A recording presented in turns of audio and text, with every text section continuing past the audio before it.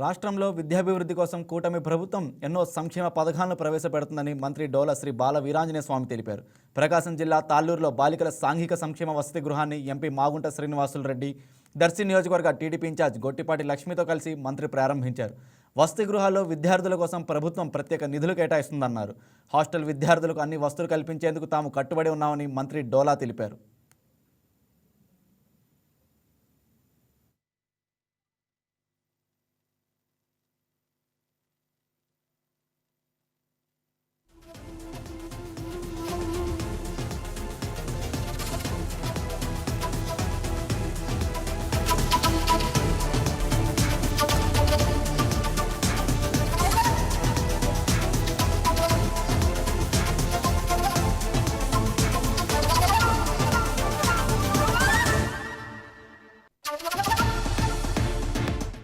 ఈ వీడియో మీకు నచ్చినట్లయితే లైక్ కొట్టి షేర్ చేసి మా వైకే టీవీ ఛానల్ని సబ్స్క్రైబ్ చేయండి.